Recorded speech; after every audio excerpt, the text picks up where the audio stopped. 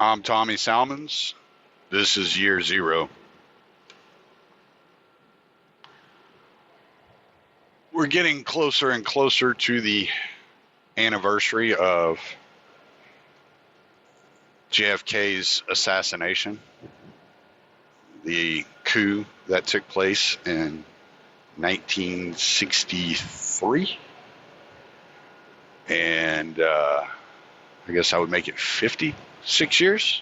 56 years. Still to this day, not every document has been released. The CIA and the FBI have worked handily to prevent presidents from releasing these documents. They've convinced every president, including the current president, Donald Trump, from releasing these documents that could possibly point the finger at someone, or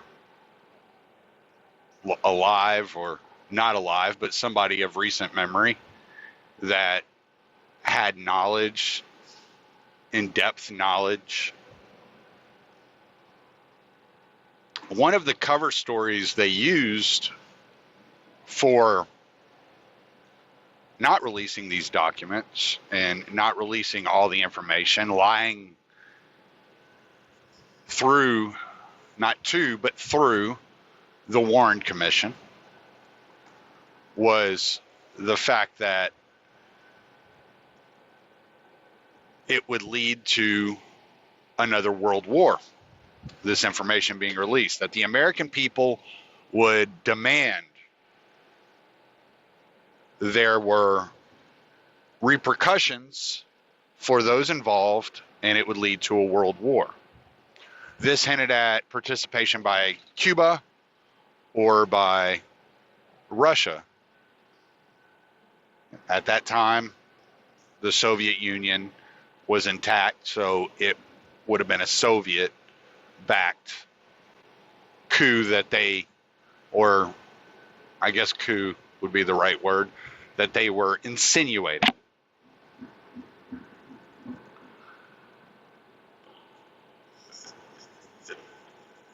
Neither of these narratives really made any sense. There were lots of indicators that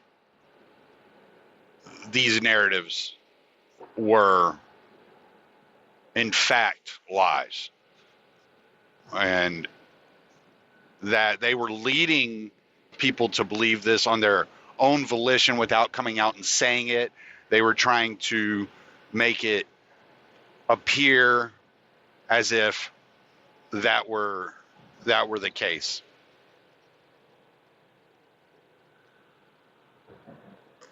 Excuse me. One of the main indicators that this was incorrect, that this was actually a complete falsehood, was Kennedy's conversations with Khrushchev at the time. That Kennedy and Khrushchev had began to work together. They had began to talk outside of the regular channels of the national security state, because the messages were getting so convoluted as they were flowing back and forth.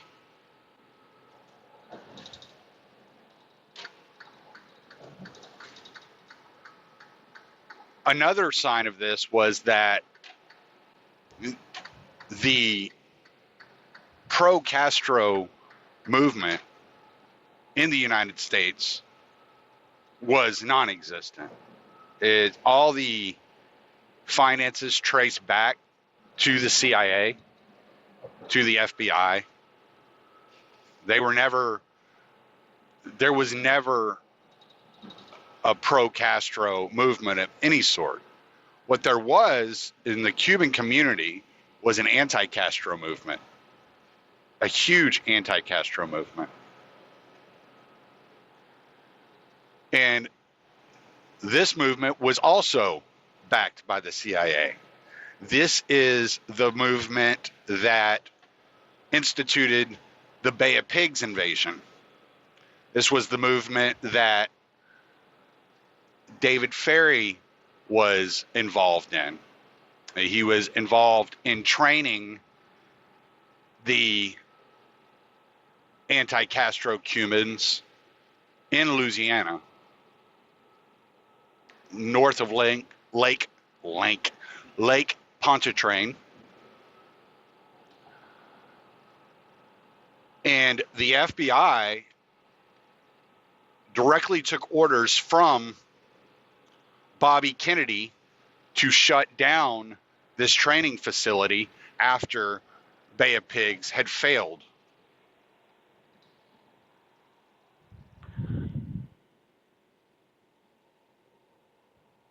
It was well documented that Kennedy and the CIA were clashing. And there were elements of the FBI, the NSA, DIA, Naval Intelligence, that were working hand in hand with the CIA to backdoor Kennedy and his proposals for foreign policy and the best way to move forward and create peaceful solutions to the foreign nations that were likely to cause conflict with the United States.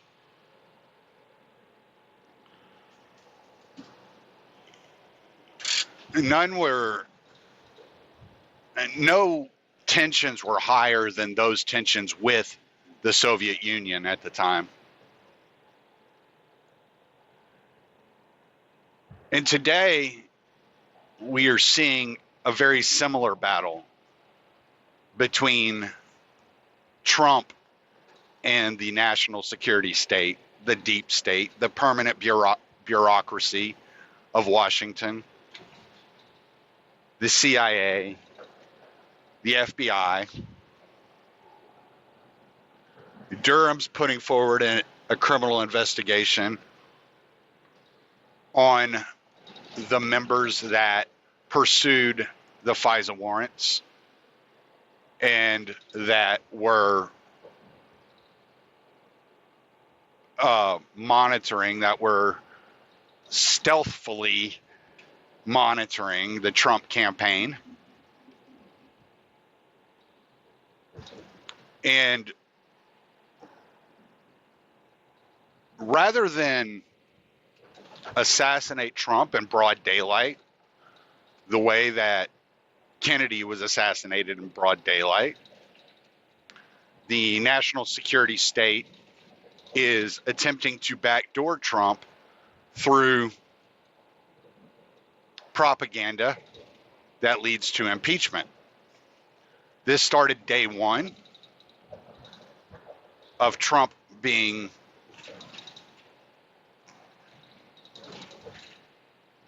elected into office. But what threat does Trump really pose to the national security state?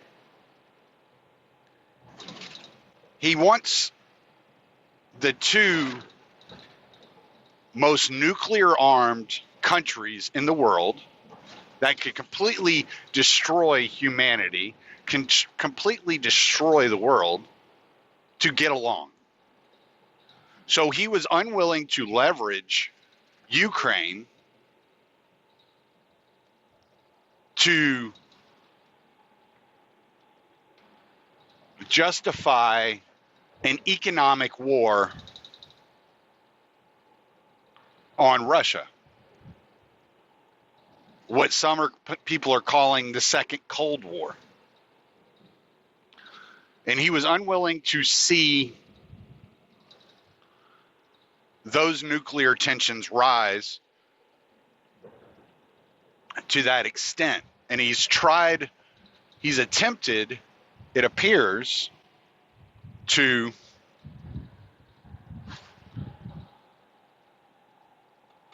soften those tensions through diplomatic channels. And because the regular channels were not cooperative, were not operating in foreign policy the way that he personally thought that they should be operating, he brought in this, as Ambassador Taylor put it, irregular channel. And this irregular channel was made up of people that would act on his behalf the way that he wanted them to act. They would uncover the attempt to leverage Ukraine, use Ukraine as a proxy for American foreign policy in order to further cripple Russia economically. He's also not backed off of the overthrowing of Assad due to Assad's relationship with Putin and Syria not allowing Qatar to run a natural gas pipeline through the middle of their country to funnel natural gas to Western Europe, which in turn would destroy Russia's natural gas trade with Western Europe. Because right now, Western Europe is getting a majority, they are purchasing a majority of their natural gas. They're importing their natural gas from Russia. And this has assisted Russia in their rise in the superpower status to the point of where they are today. And if Qatar, the Saudi Arabian proxy of Qatar, is able to fund and funnel Saudi natural gas through Syria into Western Europe, then it would cut off the importation of Russian natural gas.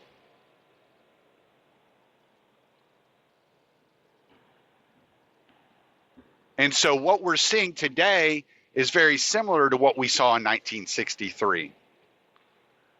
When Kennedy came out and said he wanted to smash the intelligence agency, the CIA, into 1,000,000 pieces, and he fired Allen Dulles, who was later appointed as the head of the Warren Commission to investigate the murder of Kennedy. And every CIA operative, analyst, agent, officer that was to be questioned by the Warren Commission had to be approved and contacted via Allen Dulles. He was the link between the Warren Commission and the CIA.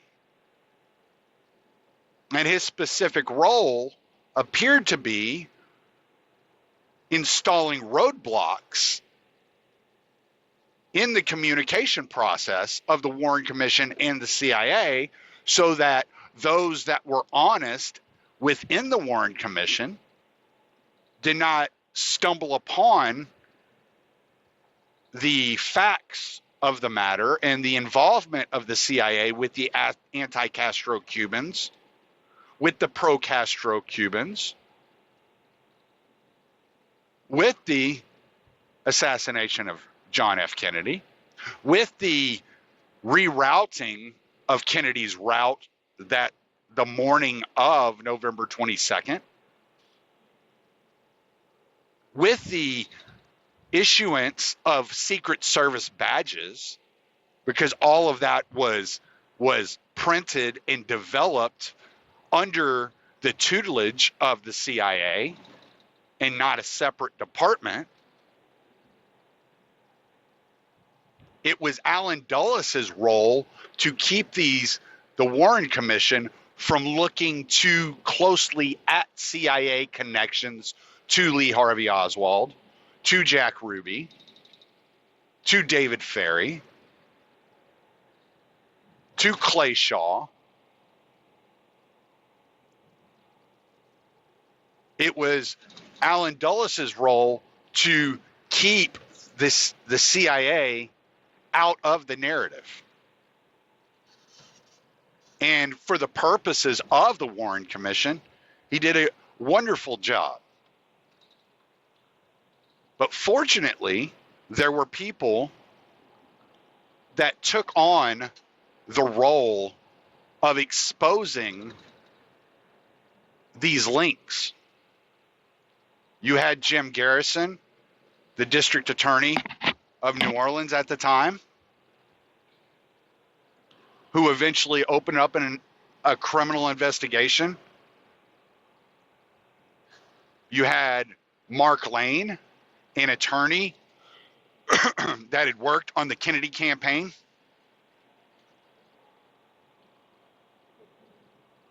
And another name that is prominent in the community of those that look into the Kennedy assassination is Jacob Hornberger.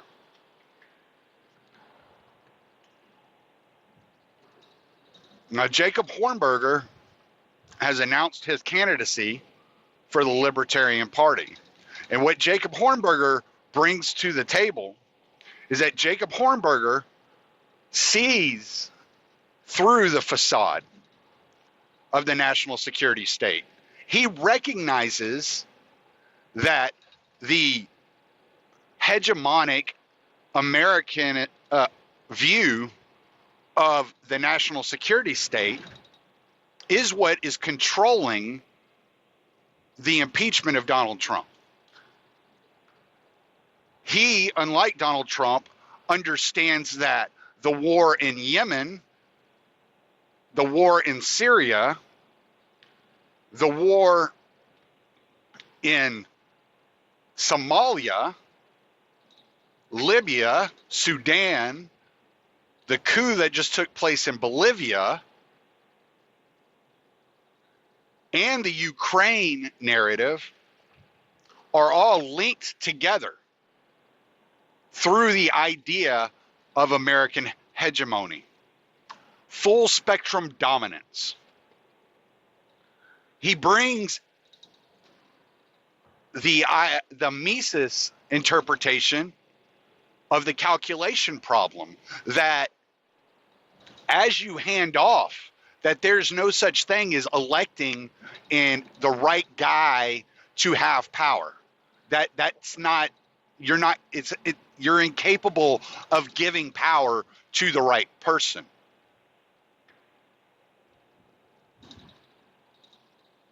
That there's no such thing as giving, because the interest of those in power is never to relinquish that power.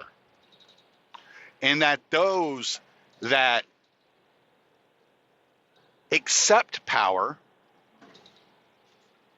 and utilize power for any given ends are always going to abuse that power. So as Jacob Hornberger announces his candidacy for the Libertarian Party, as Jacob Hornberger is looking to take the debate stage against Donald Trump and Hillary Clinton or Elizabeth Warren or whatever fucking crazy commie fucking authoritarian the Democrats put up there, he's looking to never have that power because he views that power as illegitimate. He is a radical libertarian. He acknowledges, as Thomas Paine would acknowledge, that the government is at best a necessary evil and at worst an intolerable one. He recognizes that government and state are not the same thing, and that as Knock put it, the state is the power that confiscates liberty and trains the individuals to believe that their rights are flow down from the top of the hierarchy that is government. He recognizes that the government is but a tool to be used by the people and not rule over the people.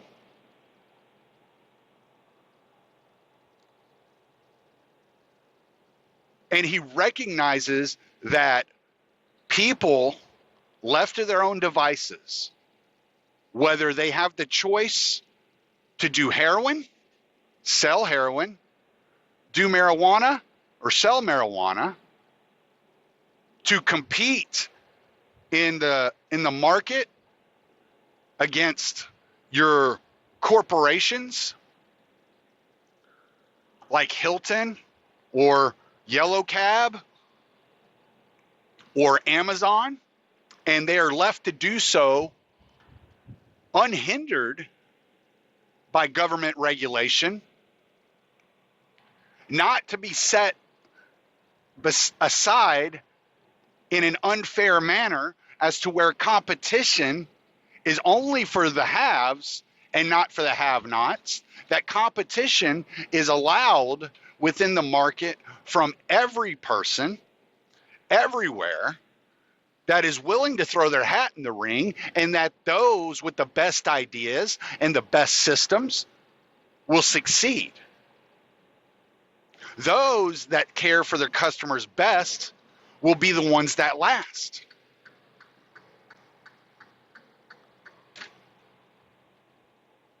That it was never a good idea to use eminent domain to force down the throats of farmers and private landowners the Dakota Pipeline, that it was best organized through the market, forcing these energy companies to contractually enter into an agreement with these farmers and private landowners in order to allow these farmers and landowners to police their own property, to police the amount of waste that was left on their property, to police how much of their property was being torn up and being utilized. That it is not the government's place to come in here and do these things and to force highways to be built or electric rail lines that travel at the speed of light and get you from Dallas to Houston in 2.5 hours. That it is not a function of a truly liberty-oriented government to act as a mercantilist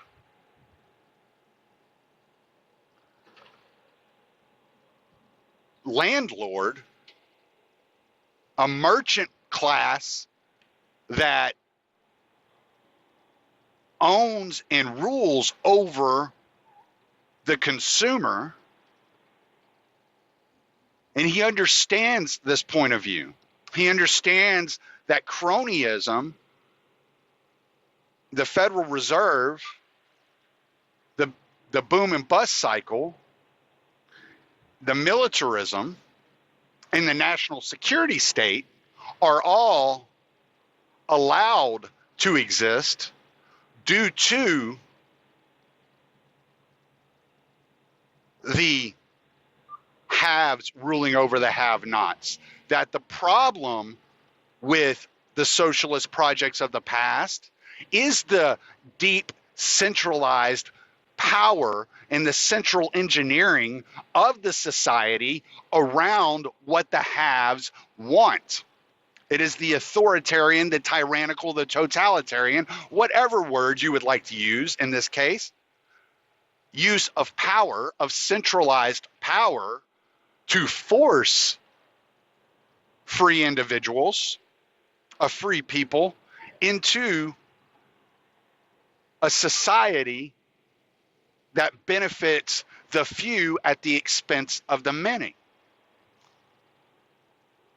As James Madison once put it, we have to protect the minority of the opulent against the majority. He understands that the existence of the United States came on the back of chartered corporations from England, and that these corporations were set up to be the state in the New World, and that this merchant system of top-down rule continues today, that the Constitution was an oath to continue the top-down rule and to grow a large centralized government. He understands these things. And he is running to be a president that is able to dismember these things because he has the knowledge and the forethought as to see how these bureaucracies actually run, and to restore the most amount of liberty to each individual person within the borders of the United States, to take the power from the federal government, restore it to the state and local levels in order for your voice to have more meaning than it ever has before. And though the deep state, as it ought to be called, is attacking Donald Trump and is constantly pursuing Donald Trump,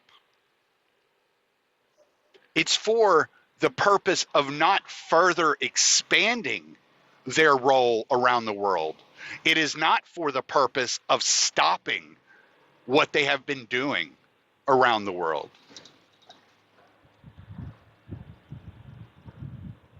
And so as Jacob Hornberger begins to run his campaign, primary in North Carolina, and move forward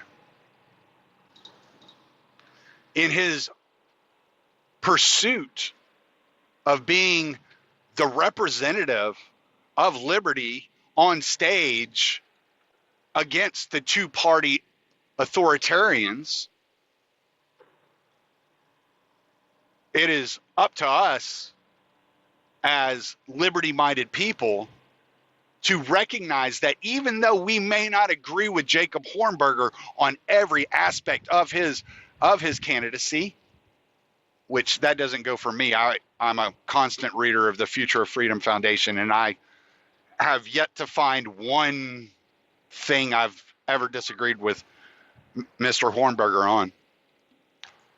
But the case must be that we recognize that by him decentralizing the state and restoring the rightful government of our voices, he will be doing so that we can create a system locally that best suits our needs, that gives us the power, takes the power out of away from Wall Street, away from the bankers, away from the corporations, gives that power back to the people. And that anybody like Bernie Sanders or Donald Trump who thinks that further centralizing of power, that further power grabbing from the DC establishment, or in that swamp, as it's become to be known as DC, further empowering that central government, that central authority that has become to be known as the state, that only works against the furthering of freedom. And that Medicare for all will work fine in Butte, Montana. But on a large scale of over 300 million people that don't all agree on what health insurance should be, on what health care should be, that the best way to ensure their liberties, the best way to ensure that the government is not stepping on their freedoms, their abilities to choose for themselves, is to reduce the government and to point out the ills of government and to rid the government of such bureaucracies as education or the FDA, and leave these things to the locals, that they are able to decide what is best for their life at their local level for themselves without being forced to participate. And that if something is of value, if a legislative practice is of value to an individual, that individual will willfully and joyfully insert and voluntarily offer up funds to help support and fund these programs. This is what Jacob Hornberger understands. This is what makes Jacob Hornberger very much like Ron Paul, that he understands all the same things that Ron Paul understands, that Ron Paul and Jacob Hornberger are very close in mind and in nature and in their beliefs, almost identical. And that if enough of us stand up and speak our minds and get excited that this is not Jacob Hornberger for president, that this is liberty for the nation, for the country, that this is control back to those of us who are tired of the war on terror, the war on drugs, the inflation of the money supply, the bickering and the fighting and the quote unquote cold civil war that's been taking place between this false binary that we are supposed to be choosing from, that the lesser of two evils has never been a good enough for us, and that we see through the lesser of two evils, and that our vote is actually for ourselves and for our own independence away from the United States as a centralized cronyist system that steps on the throat of the little man and prevents the little man from competing with the corporations that have been propped up and buying favors from Washington, D.C. Once we see that if the D.C. establishment has no power, that takes the money out of politics, that you cannot legislate yourself out of war, that the only way to stay out of war is to minimize the size of government, to rid ourselves of a standing army,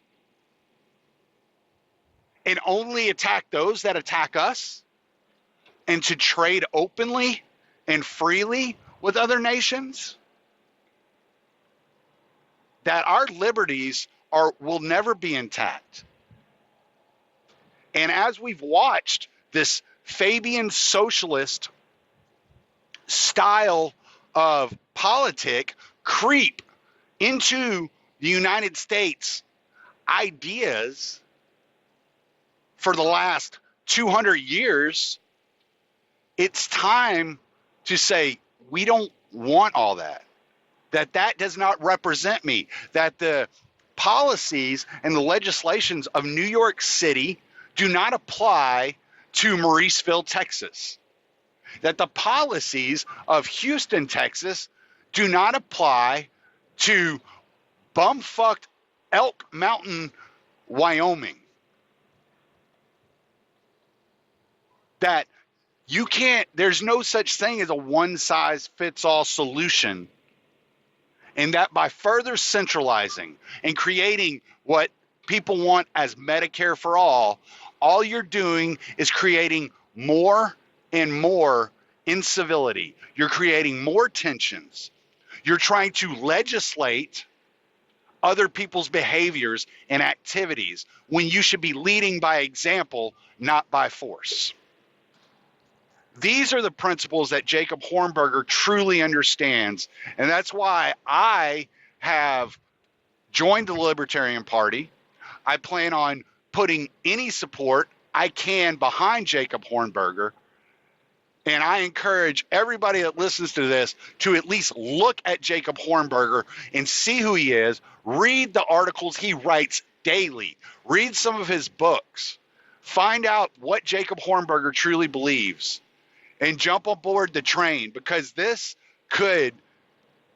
has the potential of being another Ron Paul revolution into which we can spread the ideas of liberty further into the idea of Americanism and really throw the elites and the establishment off track and not just maintain the status quo of their power as opposed to furthering it. We can actually completely and totally shatter their ideas of dominance and power around the world.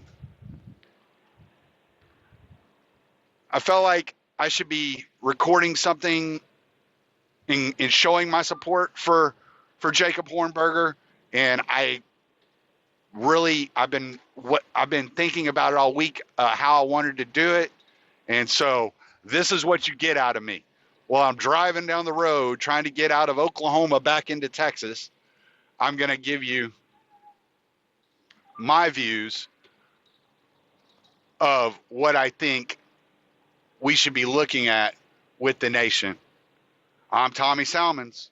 Late.